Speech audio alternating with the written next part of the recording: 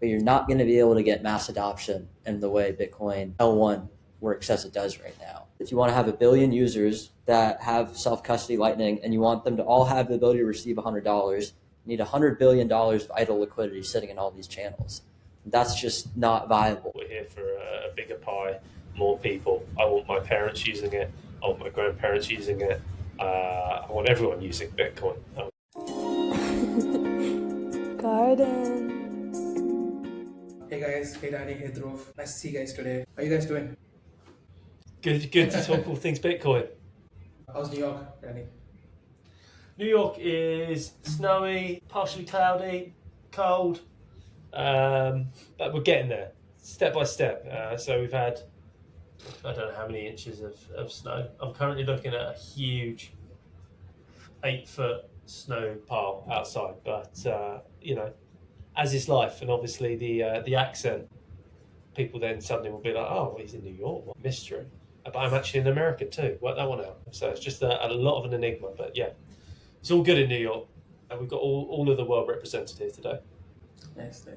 So Danny here is part of the Breez team, and we also have Dhruv coming in from Spark team. How you doing, Dhruv? Good. We're in LA, Light Spark HQ, doing well. I'm guessing it's probably a full 180 degrees of how it is in New York for you. I don't know if it's hot, but Yeah, it's 70 degrees Fahrenheit and sunny outside right now, middle of the winter. Just very jealous right now. But yeah. I'm excited about the Spark slash Breez integration that's finally coming to Garden. I think we've been working on this for a few months now. It's great new tech. I think this is probably the first time where I actually went and sat down with the developer and asked, okay, look, just explain this to me. Because this is the first time I was very curious, very seriously lost for a little bit of understanding of what exactly is happening here. Is it an L2? What exactly is it? Because some say, oh, it's an L2. Some, oh, it's not an L2. It's like a wrapper on Bitcoin. So there is, I think, still a lot of understanding gap for people when it comes to where does Lightning start? What is exactly Spark and what is Breez doing? So I thought, I think it's a great place to start this conversation because I'm interested to understand this myself. So let's start with Dhruv, I guess, because Dhruv is working at Spark as an engineer. Yeah, Spark is a Bitcoin layer 2. It is fully interoperable with Lightning, which is why you're able to do things like Lightning send and Lightning receive from Spark. Spark is built as a state chain, so Lightning is also a state chain, and state chain means is you're able to delegate signing of UTXOs or delegate UTXOs over to someone else. So this way, basically, instead of broadcasting your transactions on Bitcoin L1, now what you're able to do is you're able to sign over ownership of UTXOs, sign over ownership of your Bitcoin to someone else off chain, and then settle that back on chain at any point later in the future. Purpose of this is to enable much better UX on top of Bitcoin. L1 obviously is very difficult to work with Bitcoin, 10-minute block times, high fees. The idea with L2s is that if you're able to scale transactions to be much faster, much cheaper, you can make Bitcoin much more usable, make a much better user experience for regular people who may not, a lot of people really we care about self-custody, but a lot of people just want, quick payments. Or a lot of people who care about self-custody also want the ability to do cheap, quick payments, which is what Spark is enabling. How does Spark differentiate from, let's say, the so-called other L2s like Citria or these guys? Because when I asked the same question about what exactly is Spark to our founder, and he said in his own words, like, Spark is a real Bitcoin L2. Which got me very interested because there's so many other L2s. So what do you think is the difference with Spark and all the other L2s that are in the market for Bitcoin? Yeah, I can explain a little bit of a abstraction of how Spark works. I think Danny may give a better comparison between Spark and some other L2s because Breez implements a Spark SDK. They also implement a Liquid SDK, and I think they have a good vantage point of the differences between these L2s. But the way Spark works is when you deposit into Spark from layer 1, you deposit into a multi-sig, which is controlled by, you deposit your funds into a multi-sig, which is controlled by yourself. And these entities we call Spark operators. Spark operators serve as these like you run the software which needs to be highly available and very performant to support signing over the transactions from one person to another. The way this works is your key, that the address you deposit into is controlled by a key, yourself and the operators. And then at that point, once you're in Spark, the way you do a transfer is you essentially tweak your key so that all of the operators hold a new portion of the key, and the person receiving the funds holds a new portion of the key that still aggregates together to control the UTXOs at that initial deposit address. I'm not sure if that was the best way of wording it there, but essentially these operators serve as helping sign transactions over from one person to another. And at the same time, you're still able to unilaterally exit to L1 because you still own all your UTXOs, you own all of your leaves, you can broadcast these transactions. Dan, do you want to, I think if you have anything to add. I think you get the technical know-how you've explained there. It's pretty obvious. I think that for most people that are going to tune in and listen to this, it's native Bitcoin, like the unilateral exit, the ability to interoperate, the interoperability with Lightning, for example. That's what you're getting. There are other solutions on the market, but none do what this does, and that's why it offers not only a fantastic user experience, it offers a fantastic developer experience. So for the users, they're getting instant self-custodial Bitcoin, fantastic. And then for developers, you're getting one of the easiest solutions to implement. And that's where Breez plays the role in all of this too. The Breez SDK, the Spark implementation, I believe, is one of the best solutions on the market. Adding Bitcoin to any app or service, and Garden, which is really cool, is a server-side solution that leverages the SDK and Spark to bring this experience to their users. So it's fantastic, really. And if you look at the wider market, I think when you talk about L2s, especially folks that come from the crypto world, they're looking for different capabilities, different, utility. I think the utility that we're bringing here is the ability to move value from A to B, like information, instant, borderless, global, that you name it. And that's what we're bringing. So that's how I'd frame it, is that you have one of the best solutions out there. And maybe historically, when you moved value with Bitcoin, 10 minutes or the various blockers that go with it, those have been abstracted. And again, they should be abstracted. The end user shouldn't care about it. So what you're getting now is digitally native money moving from A to B.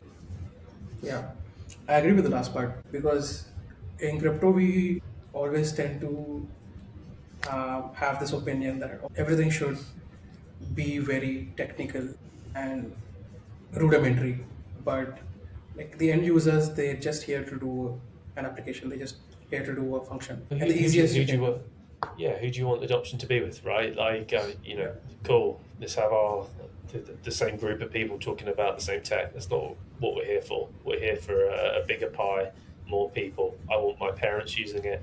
I want my grandparents using it. I want everyone using Bitcoin. That's how I want people to think of it. I think a lot of people have that particular technical interest because it keeps them relevant, if I'm being honest. like that's what it is. That's it. Like, cool. Like, I'm all about adoption.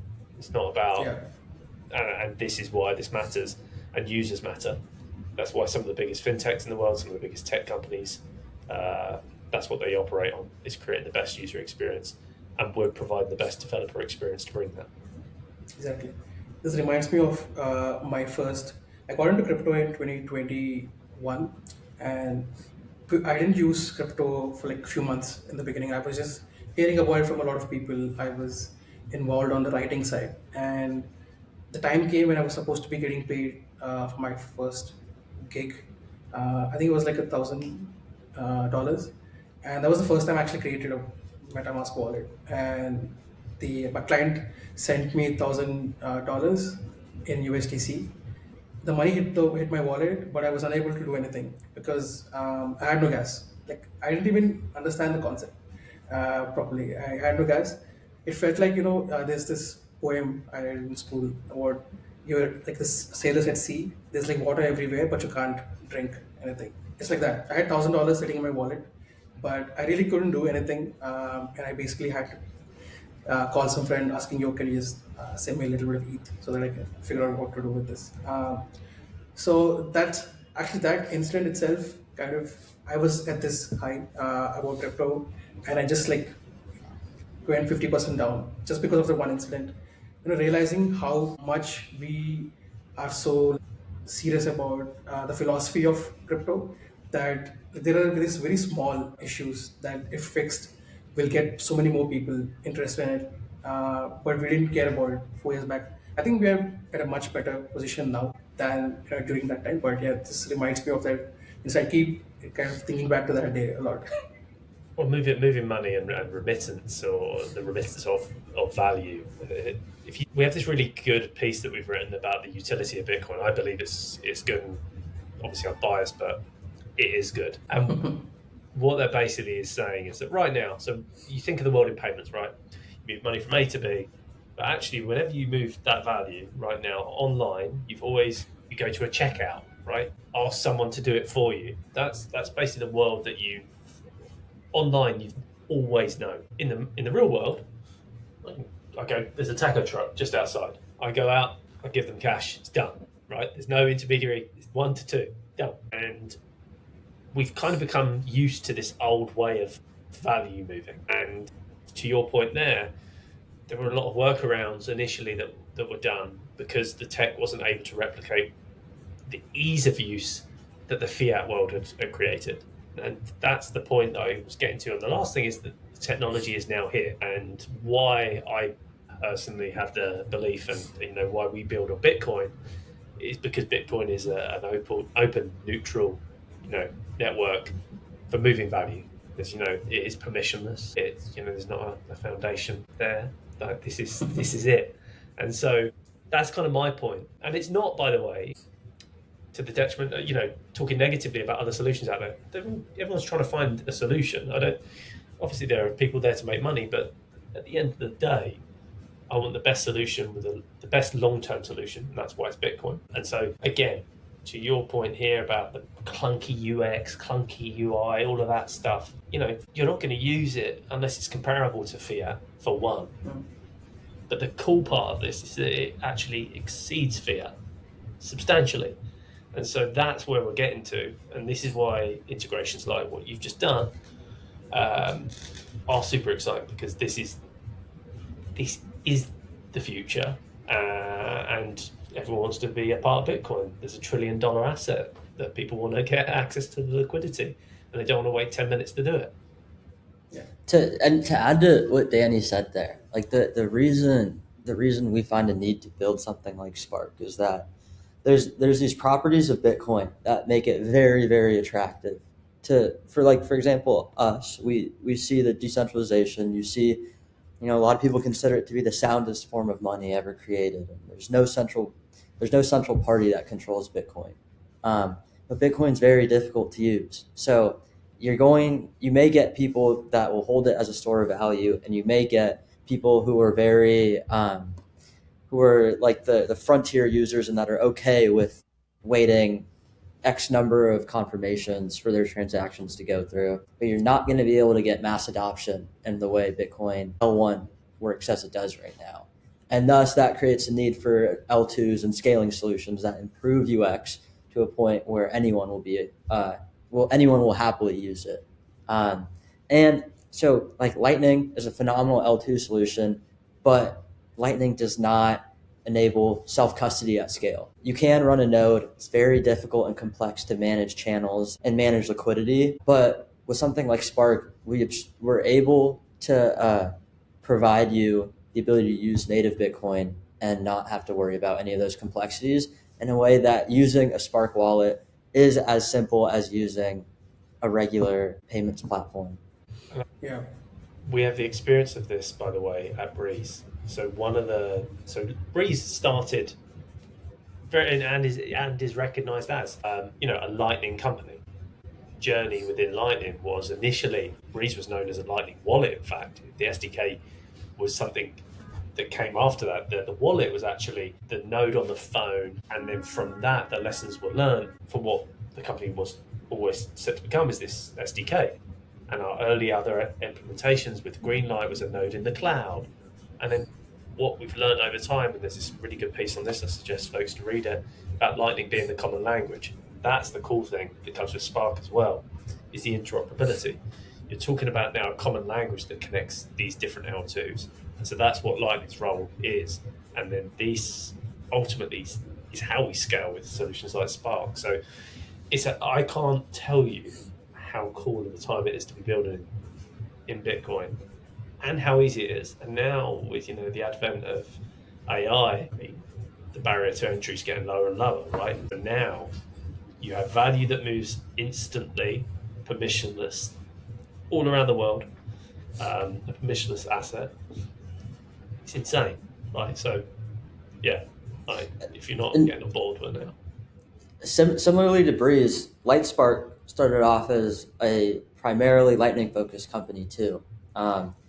Built several different types of implementations and solutions trying to use the Lightning Network to sell to enterprise customers or enable self-custody at scale, but it just really wasn't viable because having an enterprise manage a node and manage forced closures and manage liquidity is very difficult. Two, if you try to have self-custody at scale with Lightning, it's not economical because the way Lightning channels work is if you wanted to have, example like to give is if you want to have 1 billion users that have self-custody Lightning and you want them to all have the ability to receive $100, you need $100 billion of idle liquidity sitting in all these channels. That's just not viable. But on the other hand, if you are able to do Lightning payments through a Spark wallet, and that's the interoperability Danny was talking about. If you use Lightning as the layer to interact between all these L2s and you can send and receive from a Lightning wallet, then you're able to abstract away a lot of that Lightning logic to our Spark service provider, which enables things like the Lightning send and receive on Spark. And I think that's a very great example of the scale of difference between what it actually is like to directly work through Lightning and how Spark makes it different. It's wild that you have to maintain that much amount of liquidity to be able to just service a set of users.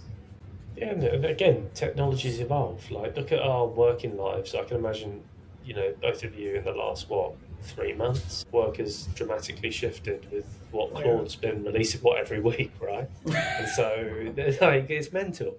Like, we're literally living in an age where our productivity can exponentially scale. And so all of these things, Lightning's evolved into this common language, and then the new subnetworks that have subsequently emerged. I mean, the Spark implementation is just of the Breez SDK. People love it, and it's awesome.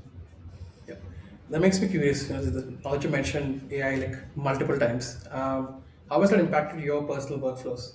Like it definitely has. Did I spent I think almost 2-3 hours every day, just kind of upskilling myself. How has that impacted you through? I think you're an engineer, so I've actually seen you on your Twitter that you've spoken about it multiple times, but you to stay from your directly. Yeah, I mean, I use it for everything I do now, I would say. From whether if I have to respond to an email or respond to a message or like my favorite thing now, to give a specific example, is one, obviously, like any code you write, it's very useful to use and use it to index the code base, have it come up with an example plan of an implementation of a feature, you review the plan, see if it's a good idea, and then you go step by step implementing it, and then you're able to generate unit tests or integration tests, and then have Claude run against those integration tests and iterate on its implementation until it succeeds and creating a feature that works. That's like the kind of standard flow. There's a lot of amazing tools now that you can, for example, use it to integrate with our entire logging system. So now we have like a customized Claude skill where from within our Spark code base, you can have it use the API to open search where all of our logs are and have it search through all the logs, figure out if some feature starts failing or some function starts failing at a high level, have it search through the logs, figure out what the issue is. It also has access to the code base, figures out in the code base what the root cause of the issue is, and thus it just dramatically increases the speed at which you're able to debug as problems come up. What is your go-to tool of choice? I think you would have tested out multiple all anti-gravity, cursor, everything by now. Yeah, I still use, I kind of rotate between Cursor, Claude Code, and Codex. What Claude Code has that is making it a little stickier is the custom skills and plugins. So we have several like plugins and custom skills for our workflows developed like in-house at Lightspark that we then use. And you're able to port some of those over to using Codex and Cursor, but not entirely. I found Codex and Claude Code able to be roughly like equivalent in their capabilities. Codex is a little slower, but a little more accurate at more complex changes. Claude Code's a little faster. And Cursor is just nice for if you're making small, like acute changes. Cursor will be much faster. It has the nice UI. I mean, it's bonkers, isn't it? Like literally, you're talking about like all of these different technologies that are coming out that are transforming the way that people work. It's fantastic. Obviously, I'm not on the engineering side, but from the marketing side, I can now help build our website. Relatively simple. Any content generation. Generally, we write most of our stuff, but like it helps you for ideation. And then the other cool thing, which I think is just wild, using Gemini for the Nano Banana. I mean, it's immense. I cannot tell you how insane some of the quality is. And you have people out there going, AI slop. They don't know what they're talking about. Genuinely, most people don't know what they're talking about. Unless you know when someone's written it in chat. It literally's got 52 hashtags after it, right? Like, come on, like, that's just lazy. But I think someone was telling me about the best way to explain it is that if you use AI, the best people using AI use it to actually optimize their productivity, their quality of work, and the amount they're able to do. If you're going to just use it as a magic tool, you're just going to operate to the mean. That's it. And so what you're going to probably see in the future now, 90% of people probably lazy. They're going to get like mediocre work because AI generally gravitates to the medium, and it's that 10% where you can see the magic. One interesting thing that I've noticed here at Lightspark the last like maybe 3 or 4 months, say, is we have a team of designers, and they focus heavily on front end design of products, dashboards, and these things. But most of them did not really have the ability to build out full-fledged apps, full-fledged websites, and these things. But now recently, for example, our lead designer on Spark, Alex, is able to just use something like the Breez SDK, or any of these implementations for Spark, and he's able to build out a full-fledged wallet that is like amazing, like, because he is amazing at the front end design, so it looks beautiful. And then two, he doesn't, before all of the complexity of writing the code to interact with the SDK that he didn't really want to deal with, maybe he didn't have complete knowledge of how to do so, he's now able to use something like Claude or use something like Cursor to help him implement something like the Breez SDK. And it gives the ability, I mean, I'm just going back to Spark. Spark is incredibly simple to build on. You only have to interact with these like really simple set of APIs or SDKs to implement Spark anywhere. And so if you're able to use these tools, you're able to build things like wallets. You're able to make really, really cool apps on things like Spark and on really wherever. So it's really cool because a lot of people are going to have opportunities to build things where it would have taken like a full engineering team before. You just hit the nail on the head, and you can even get broader than this, right? Like you just said, apps. Like I think today, especially folks in say crypto as a world, think within the concept of a wallet, right? And wallets, yeah, cool, great. But like now with the self-custodial wallet, you have your seed. You can use that in, as long as they've all got the same implementation, you're going to go around and you can use it in different apps. You can use the wallet Satoshi seed in the Glow app and vice, all across is what I'm trying to get to. But where actually I think is really exciting is now putting it into different applications. Messaging, you should be able to send value with that. And now if it's that easy to implement, there's no excuse. And then now it's a choice then between, okay, so why are you using that versus fiat, right? And if you're using fiat, you're going to have the regulatory hurdles, the costs that go with it. Okay, this move to stable coins. Okay, stables, they have a purpose today that's understood, but there are regulatory issues that they faced. It's not necessarily an open network. Obviously, it's fractured now with many different people launching their own version of that. And so in the end, you gravitate to the winner, and that's Bitcoin. So then you're going to have digital money moving from A to B, value moving like information within any type of app, streaming, video conferencing, you name it, like you can add it like that. That's what's exciting.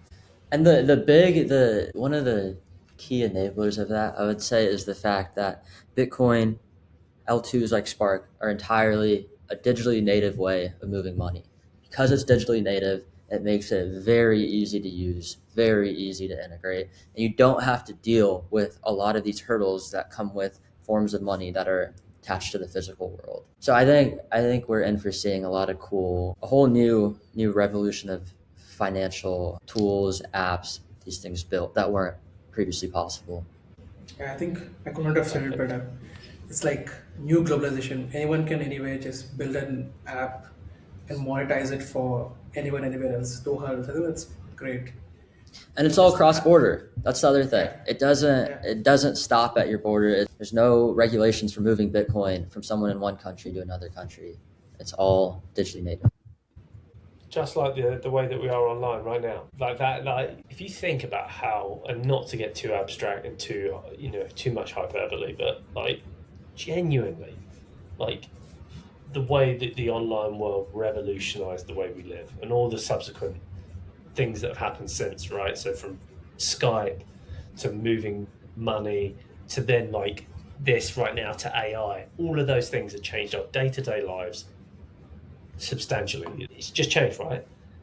If you look at the way that that's happened, is first of all you've unlocked the way that information moves, right? Then you've done the way that you interact with each other. Then you've done knowledge, right? All of these different things. The one thing online that doesn't replicate the world that we used to live in is that cash is the greatest P2P in person way to move value. It is. It's fantastic. But in our online world, it's not there. You literally have it now, peer-to-peer electronic cash, and that is an unfathomable shift where there's no central party currently doing it. It's like separating church and state. It's that level, and it sounds like hyperbole because, and unfortunately, the reason it sounds like hyperbole is not because it is not true. It's because I think a lot of spokespeople within our world of Bitcoin and crypto aren't the greatest public speakers, and so the way they speak about it is alienating, right? But if you actually really look at it, it's unfathomable. Like you're literally in for a shift that you can't imagine. So anyway, to get back to the case at hand, it's never been easier to add Bitcoin to any app. You now have instant self-custodial Bitcoin on Garden, thanks to Spark and the Breez SDK. What a time to be alive. Yeah, Danny, you should be giving like sermons in the public, and you single-handedly. No, no one wants that. Trust me, mate. Like they just hear a little chavvy from the UK speaking, who sounds. If any of you watched In Between Us, then you know what my accent is. But I'm 90% certain you haven't, so you won't know it. So that's it. Cool.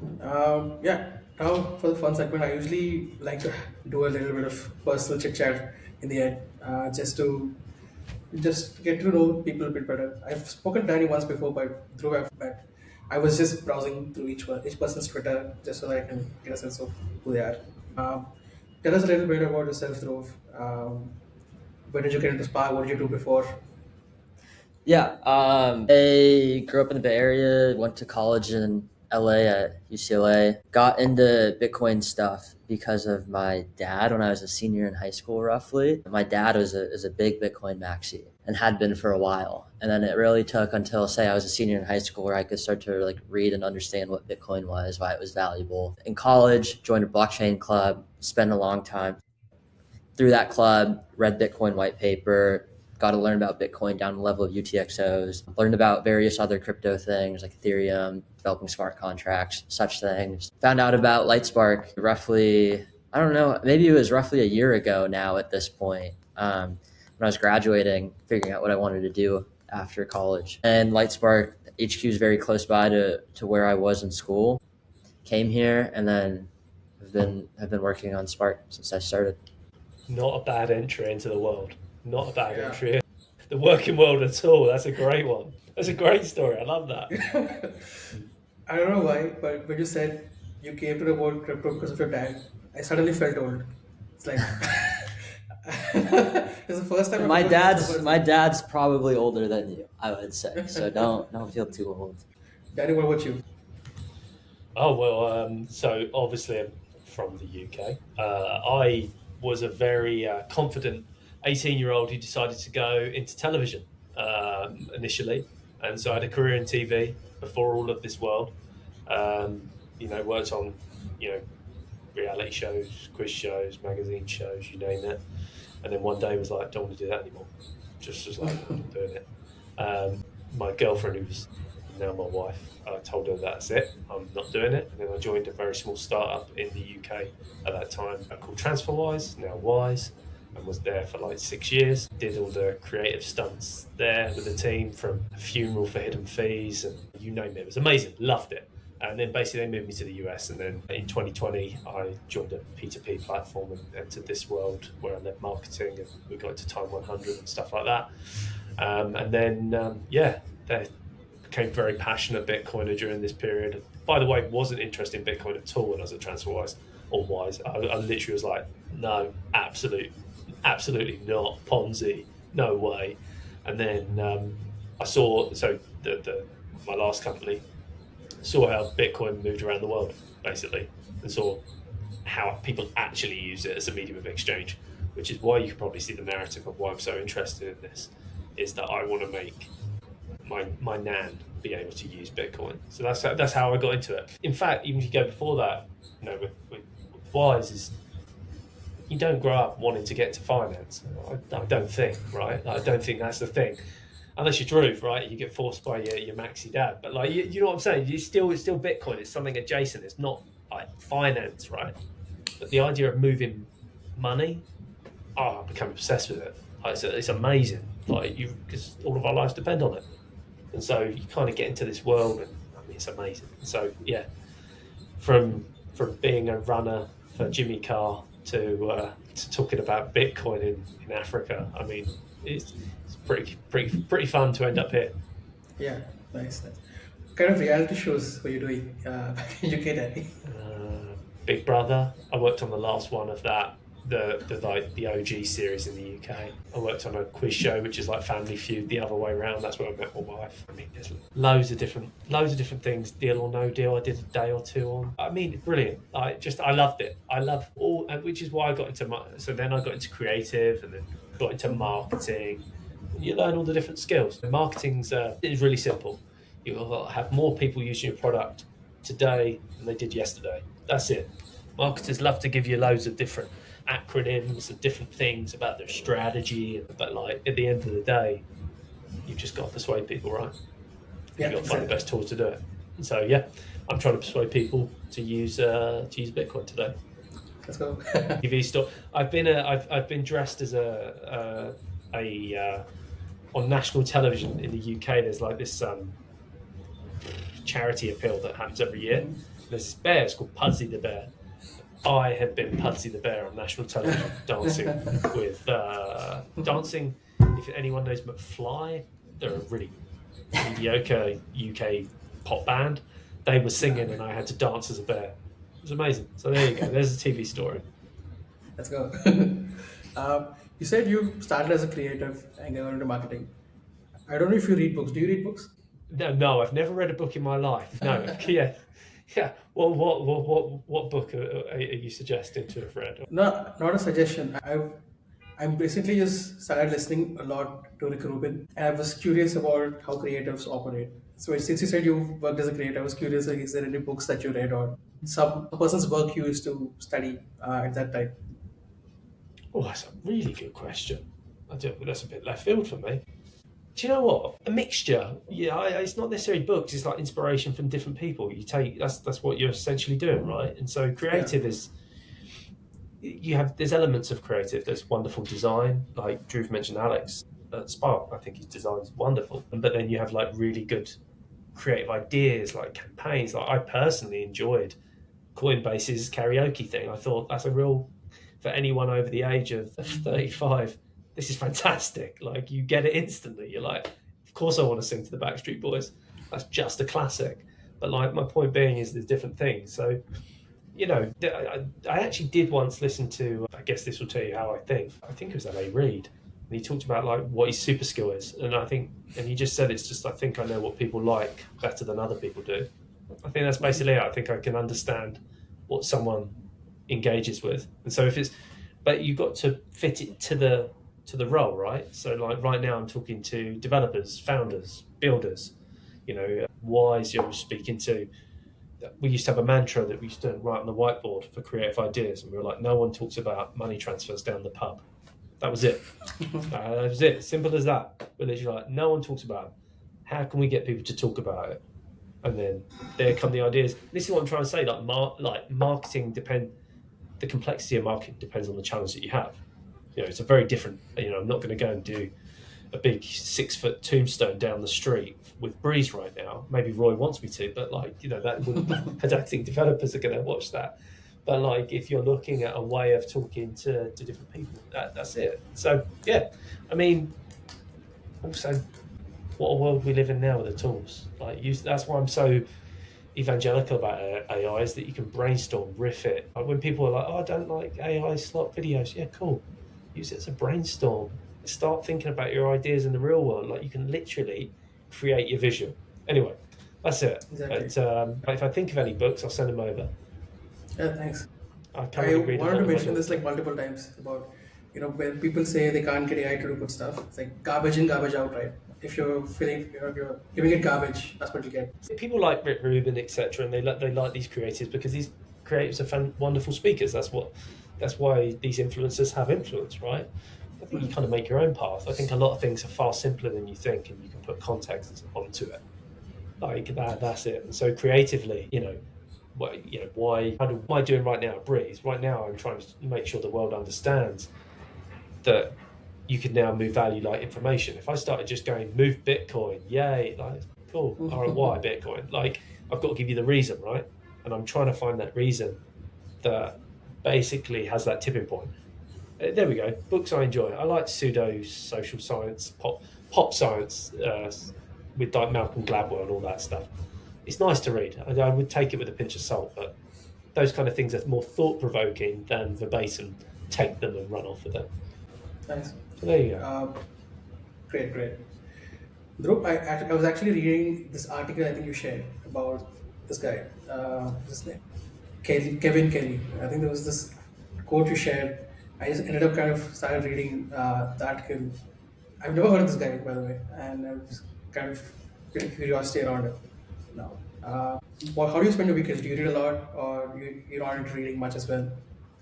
No, I like to read. That Kevin Kiley article is from Colossus, who writes great pieces about people, usually tech founders, investors, and such things. Yeah, I like to read. I like stories. I like to read about people. I think there's like a whole trove of like a treasure chest of information on the internet and in books of what very successful people did to get to the places they are and to accomplish amazing things. And so I think you can learn a lot by reading these stories about people and integrating habits and lessons and things that other people have learned into the way you operate yourself. Spot on, by the way. Genuinely spot on that. I couldn't agree more. I love reading an eclectic mix of people as well. Genuinely, one of my favourite books that I've ever read. Not even a big fan of his. Is Andre Agassi's autobiography. If you haven't read I read that this summer. Yeah, it's great. phenomenal. It's a phenomenal book, and you kind of read it and you go, remember, this is a guy top of his game, and the human side of it too. But also, I don't know if you took the same from it. I was literally like, I was gripped reading it. I thought it was great. But that's the kind of thing I enjoy. I like even just going back as well. Like there's a really good podcast series as well about the mission to the moon. That's fun. Mhm. And you read about the team, not the guys on the moon, but the team behind it. It's by the BBC, and it talks about how every little layer built up to what actually happens. Fantastic. Yeah, and I think if you read enough stories of people who've done amazing things or enough stories of behind amazing things that have happened, then you start to notice parallels and commonalities and figuring that out and figuring out how you yourself can do similar things or incorporate those habits, or I think that's really valuable. Yeah, I Totally agree. I've been kind of hooked on. I stopped reading for like 4 years. I read a lot of philosophy back in the day, and then I just got so lost and stopped reading altogether. Then a couple of months back, I just decided like I think I gave reading like a bad rep, and I started reading again, and just feel so inspired these days. So I just keep on asking people, when I meet them, like, what do you read? Sorry, you're not getting away with that. I stopped reading for 4 years. That is one of the Yeah. best quotes in the world ever. I just didn't read. Literally, like someone would go to you, oh, hey, Kushi, what have you done? I just don't read anymore. What? No, I don't do it. I'm post reading, but Yeah. once you, if you have a little one, that changes the amount of free time that you have, and so then you do unfortunately have to pivot to audiobooks. But you get by. You know, 5 minutes here, 5 minutes there. It's wonderful. I think I have to get prepared. Also, on that. Right. So, It was great. It was great chatting with you guys today. Thanks for giving the time. I know the timing sounds like very weird. I think we're all like very parallel parts of the world. So glad we still found some time to sit down today, and super excited for what we're going to do together with the integration of Spark and Breez. I'm excited for the launch. I think it's coming up very soon. it's coming up very soon. It's going to be amazing. I think, do you want us to give a bit of a shill of where folks can find Breez and Spark? I'm going to shill. I'm just going to shill away. Don't worry. Let's go. Let's go. So if you're a developer, or a builder, or a founder, use the Breez SDK to implement Bitcoin to any app. You can find us breez.technology/SDK, where you can learn about the Spark implementation. It's free to use, it's open source, and you can also find us on X at Breez_tech. Yeah, find Spark at just Spark on Twitter. Check out our docs, spark.money. Build on Spark. Use the Breez SDK. Learn about Spark. That's such a flex. You can just say Spark. You don't have to add anything to it. It's a Finance. pretty good one. I've got to do the whole Yeah. underscore, Yeah. right? Yeah, got you. Spend some money. This is it, right? It's Breez. Just need it. Anyway, it's been wonderful. Thank you very much. Nice meeting you guys. Garden.